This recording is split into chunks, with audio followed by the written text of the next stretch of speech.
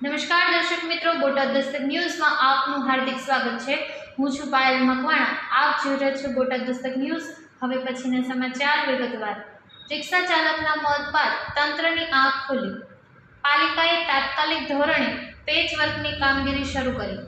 અધૂરા પેચવર્કમાં રસ્તો ખોલી દેતા રિક્ષા ચાલકનું મોત નીપજ્યું હતું। વડોદરા શહેરમાં મહાનગરપાલિકાની બેદરકારીનો વધુ એક જીવલેણ કિસ્સો સામે આવ્યો છે। સરદાર એસ્ટેટથી વૃંદાવન તરફ જતા માર્ગે પાણીની લાઇન શિફ્ટિંગ કર્યા બાદ રોડનું અધૂરું પેચવર્ક કરીને તેને ખુલ્લું મૂકી દેવાતા એક રિક્ષા ચાલક યુવકનું કરુણ મોત નીપજ્યું હતું।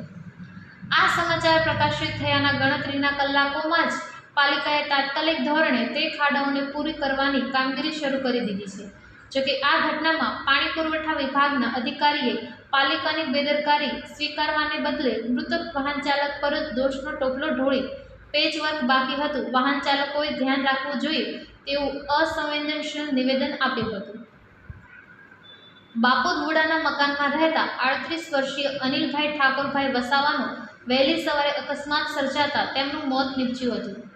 પોલીસે ઘટના સ્થળે પહોંચીને યુવકને સયાજી હોસ્પિટલમાં ખસેડ્યો હતો। યુવકનું મોત થતાં પોસ્ટમોર્ટમ અંગેની કાર્યવાહી બાદ મૃતદેહ પરિવારજનોને સોંપવામાં આવશે।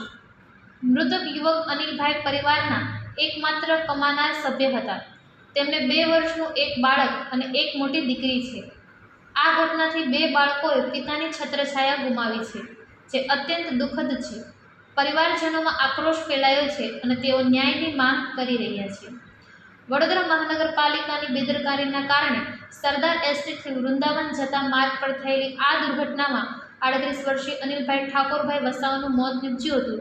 શહેરના વિકાસ માટે ચાલી રહેલી બ્રિજની કામગીરીના ભાગરૂપે કેટલીક પાણીની લાઇન શિફ્ટિંગની કામગીરી હાથ ધરવામાં આવી હતી।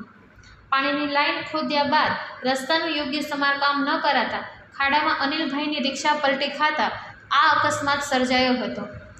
વહેલી સવારે બનેલા આ અકસ્માતમાં તેમનું કરુણ મોત થતાં તેમના પરિવાર પર આભ ફાટ્યું છે। બાપોદ પોલીસના પીઆઈ એમ.આર. સંગાડાએ જણાવ્યું હતું, અકસ્માત થતાં અમારી ટીમ ઘટના સ્થળે પહોંચી હતી। અહીંયા રસ્તો ખરાબ હોવા છતાં બેરિકેડિંગ નથી, તે બાબતે હું જાણ કરું છું। આ મામલે વધુ તપાસ શરૂ કરી છે। પાણી પુરવઠા વિભાગના અધિકારી ધાર્મિક દવેએ જણાવ્યું હતું કે સરદાર એસ્ટેટથી વૃંદાવન તરફ પાણીની લાઇન નાખવામાં આવી છે। તે હાલમાં રિસ્ટોરેશન કરવામાં આવ્યું છે। ખાડો બંધ કરવા જે મટીરીયલનો ઉપયોગ કરવામાં આવે છે તે કરવામાં આવ્યો છે। હજુ પેચવર્ક પૂર્ણ થયું નથી। વરસાદ શરૂ હોવાથી અને અહીંયા નાખેલું મટીરીયલ બેસે પછી તેના પર પેચવર્ક કરી ડામર પાથરવામાં આવે છે। જે ઘટના બની છે તે દુઃખદ છે, પરંતુ વાહન ચાલકોએ ચોમાસું હોવાથી પૂરતું ધ્યાન રાખી વાહન ચલાવવું જોઈએ। સ્થળ પર તપાસ કરતાં જાણવા મળ્યું કે સરદાર એસ્ટેટથી વૃંદાવન તરફ જતા માર્ગ પર પાણીની મુખ્ય લાઇન શિફ્ટિંગની કામગીરી રોડની વચ્ચોવચ્ચ કરવામાં આવી હતી।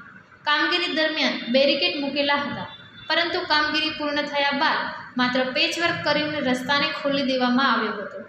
જ્યાં પાણીની લાઇન નાખવામાં આવેલી હતી ત્યાં પેચવર્ક બાદ ડામર ન પાથરવાના કારણે અને વરસાદ આવવાના કારણે ખાડા અને ગંદકી જોવા મળી રહી છે। આ ખાડાના કારણે જ વહેલી સવારે રિક્ષા જમ્પ થતાં પલટી ખાઈ ગઈ અને યુવકનું મોત નીપજ્યું છે। સૌજન્ય દિવ્ય ભાસ્કર, બોટાદ દસ્તક ન્યૂઝ, પાયલ મકવાણા, બોટાદ।